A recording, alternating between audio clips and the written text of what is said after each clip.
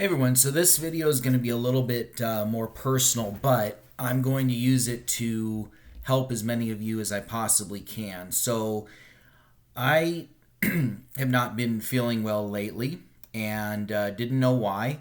And then I went and saw my naturopath yesterday, and she did a live blood analysis. So I'm going to talk again about how vital it is that you see a naturopath and get a live blood analysis done. This will give you more information about your health than vast majority of any of the medical tests you can get.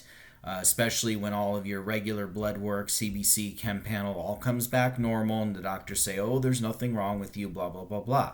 So with the live blood analysis, it found a couple of things. It found abnormal shaped cells, which are indicative of leaky gut syndrome. Now, I eat pretty well.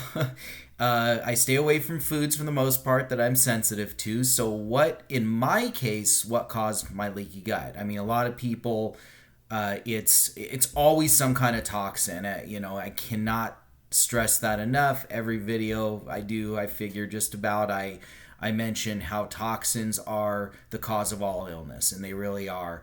And so, what toxin in my case? Since I seem to be eating, the foods that I should be eating, it has caused the leaky gut. And in my case, what was found in my blood was called spirochetes. So spirochetes are little organisms that are indicative of Lyme disease.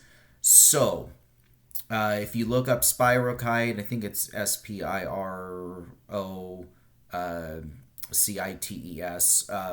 you'll be able to find it. But what will pop up is a bunch of articles on Lyme disease, because spirochetes are, I'd say, 90 some odd percent of the time indicative of Lyme disease. There's a couple other rare illnesses occasionally that they might be indicative of, but 90 some odd percent of the time it's Lyme disease. So I have Lyme disease, and so that's why I've been feeling horrible lately. And so what happens with Lyme disease causing leaky gut is the bacteria, which Lyme is, will eventually eat away through the intestinal lining, causing leaky gut. So now I've got two things going on. I got Lyme disease and leaky gut, and those two things together obviously are going to make somebody feel extremely exhausted, and inability to tolerate food, all that kind of stuff. So what am I doing now for the Lyme disease and for the leaky gut? So let's start with the leaky gut, and I am taking a supplement powder. In fact, I'm about to start it. Just ordered it. It came today, and it has a trademarked form of colostrum called Immunolin. I'll link it down below, but it's called Immunolin, and there's a few products that make this colostrum with the Immunolin. Now, what's different about this colostrum than regular colostrum? This colostrum is actually non-dairy. This form is non-dairy. It actually comes from the blood of the cow as opposed to the milk of the cow. So much higher concentration of IgGs, immunoglobulins, that actually go in and heal the gut. So with regular colostrum, you have kind of a little better balance of IgG compared with IgMs. And the IgM part is more for autoimmune. So if you have autoimmune, you want more the dairy colostrum. If you have leaky gut, you want the blood colostrum, which this is, because there's a higher concentration of IgGs than there is IgM. So I'm going to start taking that. The one that I got is, the least expensive.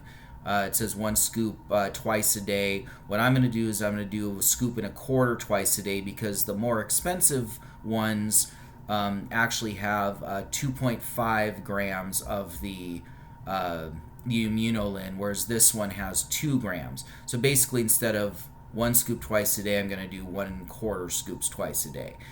And you feel a significant difference with the leaky gut in about a month of taking this.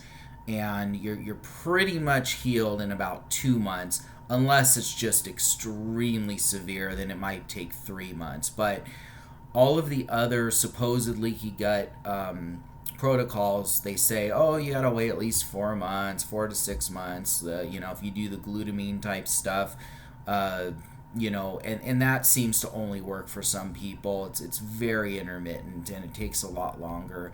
So this is the stuff to get to heal the leaky gut, the quickest way possible. And so that's for the leaky gut. Now, for the Lyme disease, there are 2 things that I recommend. One of them I just started taking. One of them I just ordered. It's going to arrive.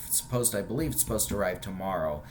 And these are, clinically proven, as well as literally millions of people between the 2 of these things that have reported complete remission from Lyme disease. So the bad news is I have this. The good news is I because of as long as I've been doing this, I know how to heal. Now, I can't afford every single thing that I want to do. If you watch my last video, very, very important, of the energy system, the EE system that I did on that, getting in one of those will absolutely heal both of these things, Lyme as well as leaky gut, because it goes to the frequency of the cells. And you can watch my last video on more in depth about that, but that's going to heal anything, including leaky gut and Lyme. But for now, because all the sessions that I want to do with that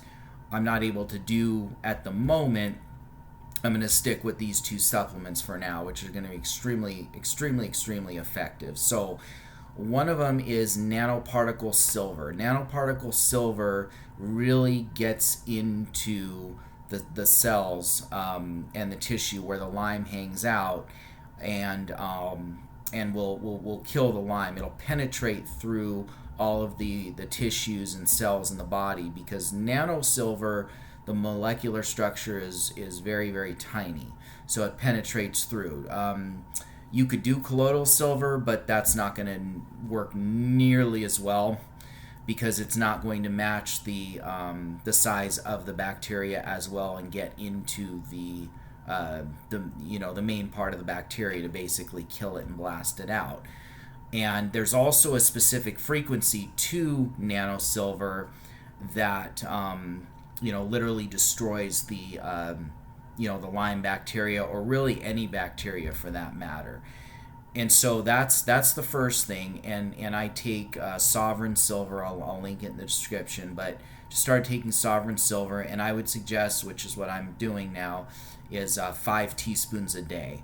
So it basically gives different protocols for different things. Now, if you're about to die, basically do 7 teaspoons a day, and it'll say all that on the bottle. It doesn't say that exactly, but usually 5 teaspoons a day is plenty. And so that's what I started doing actually last night. And it usually takes about a week to start feeling a difference. And the other thing that has been clinically proven to work, and anecdotal as well, so many people have reported just amazing results in a very short period of time with Lyme, is monolaurin. So a lot of you have heard of it, monolaurin. It comes from lauric acid, which would either come from coconut, or it would come from palm oil. There's also lauric acid in breast milk, but I haven't seen a supplement that uses monolaurin from breast milk. So, and usually it's from coconut. They get it from coconut oil. But in any event, the one that I'm taking is called Lauricidin. It is the original monolaurin, first monolaurin to ever come out. And so usually whenever possible, I like to stick with the original. It's a very reasonably priced too. And so I'll link that in the description as well. And what I would do, it's got kind of a directions on, you know, how much to take and everything. With the Lauricidin, even with the silver a little bit, try your best to start with the 5 teaspoons. You might get a little detox effect with the silver, but I would fight through that as much as possible. It's best not to build up on silver. Just blast everything right away. Deal with a few days of detox symptoms if you can. I mean, it's not, you're gonna feel maybe worse for the first few days, but it's not horrible. It's not going to kill you or anything. So Monolaurin is another story that you definitely want to build slowly on. You will have major detox symptoms if you go up too fast on the Monolaurin. So I plan to go up slowly. And what I'm going to do, and what I suggest every one of you does if you have Lyme, and also Monolaurin helps with a lot of other things, anything that's bacterial related and viral related as well. Monolaurin helps too. Silver helps with viruses too, but Monolaurin is a little more for viruses and bacteria like Lyme disease. So a little more, say a little more broad spectrum. But so what I'm going to do is I'm going to build up to a half a scoop 3 times a day, which is 1,500 milligrams 3 times a day, 4,500 milligrams altogether of Monolaurin. That is plenty for really any disease that you have. I mean, unless you're literally dying, then you know, you may want to go up a little higher, or if you're above 225 pounds, you want to do about 3/4 of a scoop 3 times a day. They say on the label you can do as much as 1 scoop 3 times a day. I don't think anyone needs that much. I'm going to do, like I said, a half a scoop 3 times a day, build up to that. And if you're over 225 pounds, or if you're literally like on your last leg, so to speak, do like 3/4 of a scoop 3 times a day. You're not going to overdose if you build up to 1 scoop 3 times a day. I just don't think it's necessary to do 9,000 milligrams a day. I just don't. I don't see how that would be any more beneficial than the, you know, half a scoop 3 times a day, and even the 3/4 of a scoop 3 times a day if you're dire. So anyways, I just want to do a quick video on that. I do expect to be feeling quite a bit better in about a week's time, and I will update you guys. But you know, it's almost like these things happen to me because so that I can test this stuff out and see if it really works. And I fully expect it to, just like it has for, you know, literally millions of other people. So that's the video on this that I wanted to do today, and I will keep you guys updated on that, and I will see you on my next, or in my next video.